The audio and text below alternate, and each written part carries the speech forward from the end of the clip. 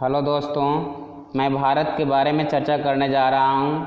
तो भारत के राज्यों के बारे में हम विस्तार से चर्चा करेंगे। उससे पहले हम थोड़ा सा ये जान लेते हैं भारत क्या है, इसके बारे में हम जान लेते हैं। तो भारत जो आप मैप देख रहे हैं, ये भारत उत्तरी गोलार्ध में स्थित है, क्योंकि जो नीचे वाला भाग है यहाँ नीचे ये भूमध्य रेखा है और भूमध्य रेखा ही इसे विषुवत रेखा भी कहा जाता है। भूमध्य रेखा से बंटवारा हो जाता है उत्तर वाला भाग उत्तरी गोलार्ध। तो ये भारत उत्तर में स्थित है विषुवत रेखा से, इसीलिए हम कहते हैं कि भारत कौन सा गोलार्ध में है, भारत उत्तरी गोलार्ध में है। भारत किस गोलार्ध में स्थित है? उत्तरी गोलार्ध में स्थित है। अब हम ये जानते हैं 876 किलोमीटर उत्तर में भारत स्थित है। उत्तरी गोलार्ध में इसलिए स्थित है माना जाता है क्योंकि भारत भूमध्य रेखा से कितना किलोमीटर उत्तर में है? 876 किलोमीटर उत्तर में स्थित है, इसलिए हम कहते हैं कि भारत उत्तरी गोलार्ध में है। भारत किस गोलार्ध में है? उत्तरी गोलार्ध में है। तो उसके बाद हम ये जानते हैं कि भारत ये जो है एशिया महादेश में है। भारत किस महादेश में है? एशिया महादेश में है। भारत एशिया महादेश में है। अब हम जानते हैं कि भारत का क्षेत्रफल कितना है। तो भारत का क्षेत्रफल 32,87,263 वर्ग किलोमीटर है। भारत का क्षेत्रफल कितना है? 32,87,263 वर्ग किलोमीटर। भारत का ये क्षेत्र घेर दिया जाए तो इस प्रकार भारत का जो क्षेत्र का जो भाग है ये लगभग 32,87,263 वर्ग किलोमीटर है और क्षेत्रफल की दृष्टि से भारत 7वें नंबर पे आता है। क्षेत्रफल की दृष्टि से भारत कौन से स्थान पे आता है? 7वें स्थान पे आता है। और पहला स्थान जो है विश्व में वो देश है जिसका नाम है रूस। रूस में क्षेत्रफल सर्वाधिक है, तो रूस सबसे अधिक क्षेत्रफल वाला देश है। भारत 7वें स्थान पे आता है। तो उसके बाद हम थोड़ी सी जनसंख्या की बात कर लें तो भारत की जो जनसंख्या है 121 करोड़ है। भारत की जनसंख्या कितनी है? 121 करोड़। 121 करोड़ जो जनसंख्या है भारत की 2011 के अनुसार है।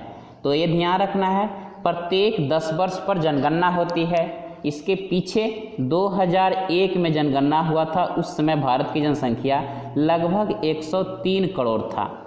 2001 में भारत की जनसंख्या लगभग 103 करोड़ था। तो 2011 के बाद अगर जनसंख्या का जनगणना अगर होगा तो अगले साल होगा 2021 में भारत में फिर से जनगणना होगी, यानी हर एक 10 वर्ष पर जनगणना की जाती है। तो भारत की जनसंख्या कितना है? 121 करोड़। और यह भारत दूसरे स्थान पे आता है जनसंख्या की दृष्टि से। भारत कौन से स्थान पे आता है? तो दूसरे स्थान पे आता है। पहला स्थान जनसंख्या की दृष्टि से चीन का है।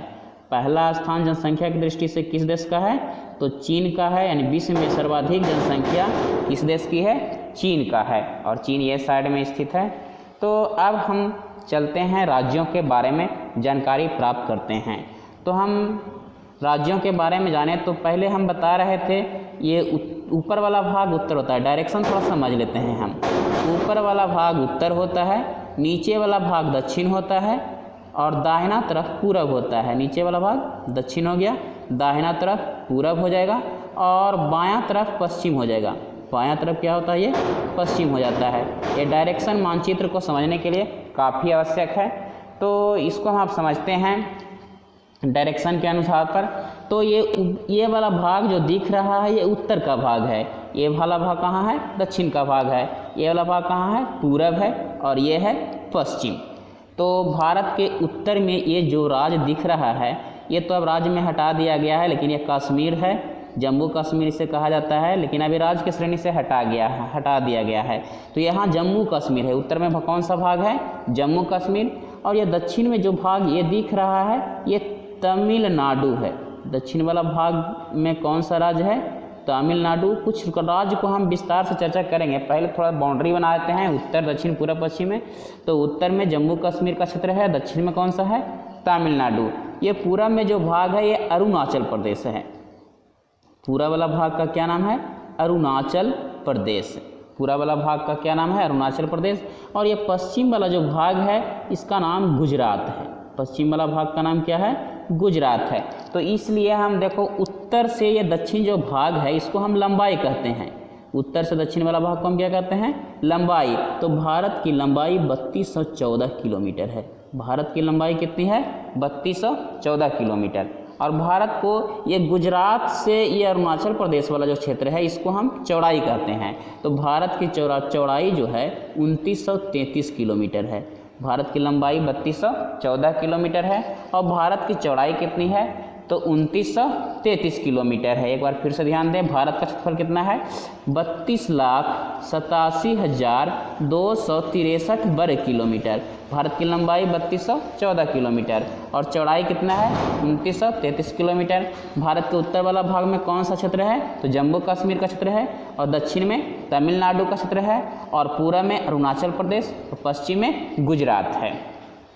उसके बाद हम चर्चा करते हैं ये पूरब में जो भाग है जिसका नाम है अरुणाचल। पूरा वाला भाग का क्या नाम है?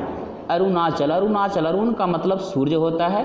अरुण का मतलब सूर्य होता है। तो सूर्य सबसे पहले प्रवेश करता है भारत में। पूरब से ही सूर्य क्योंकि आता है, तो इस कारण से सबसे पहले भारत में सूर्योदय कहाँ होता है? अरुणाचल प्रदेश में। सबसे पहले भारत में सूर्योदय कहाँ होता है? अरुणाचल प्रदेश में होता है। भारत में सबसे पहले सूर्योदय पूरब में हो रहा था, इसलिए पूरब में अरुणाचल प्रदेश है, तो अरुणाचल प्रदेश में होता है। और जब सूरज यहाँ प्रवेश करता है, प्रवेश करने के बाद धीरे धीरे यहाँ से गुजर जाता है और गुजरता है, इसलिए जब सूर्य गुजर जाता है और गुजरने के बाद रात हो जाती है, तो सूर्य गुजरा और इस कारण से क्या हो जाता है? रात होता है। इस कारण से भारत के पश्चिम वाला जो राज्य है जिसका नाम हो गया गुजरात। सूर्य गुजरा, रात हुआ, इसलिए क्या हो गया मिलकर के? गुजरात। तो भारत में सबसे पहले सूर्योदय अरुणाचल प्रदेश में और सबसे पीछे सूर्योदय गुजरात में होता है और यहाँ 2 घंटे का अंतर पाया जाता है। अगर यहाँ 5 बजे सूर्योदय होगा तो यहाँ सूर्योदय में कितने का अंतर होगा? 2 घंटा, यानी कि 7 बजे होगा। तो पहले सूर्योदय अरुणाचल प्रदेश में, सबसे पीछे सूर्योदय गुजरात में होता है। अब उसके बाद हम ये बाउंड्री चारों तरफ से हम बता दिए कि ये वाला भाग हो गया जम्मू कश्मीर, ये तमिलनाडु और ये वाला भाग जो है अरुणाचल प्रदेश और ये वाला भाग हो गया गुजरात। और ये बीच वाला भाग है मध्य में मध्य प्रदेश। भारत के मध्य में कौन है? मध्य प्रदेश है। भारत के मध्य में कौन है? मध्य में मध्य प्रदेश। भारत के मध्य में मध्य प्रदेश। अब मध्य प्रदेश के बारे में थोड़ा सा हम देख लेते हैं। अब मध्य प्रदेश, अब विस्तार से हम चर्चा करते हैं। मध्य प्रदेश की राजधानी भोपाल है। मध्य प्रदेश की राजधानी कहाँ है? भोपाल है। और मध्य प्रदेश में सबसे अधिक सोयाबीन की खेती होती है। सोयाबीन, इस कारण से सोया प्रदेश इसे कहा जाता है। मध्य प्रदेश को कौन सा प्रदेश कहा जाता है? सोया प्रदेश किसे कहा जाता है? तो मध्य प्रदेश को कहा जाता है। सोया प्रदेश किसे कहा जाता है? तो मध्य प्रदेश को कहा जाता है। अब यहीं से नर्मदा और ताप्ती नदी निकलती है। नर्मदा नदी यहाँ से इस प्रकार से अरब सागर में गिरता है, इस प्रकार से नर्मदा और ताप्ती नदी। तो ये पश्चिम की ओर बहने वाली भी नदी हो जाएगा नर्मदा और ताप्ती नदी।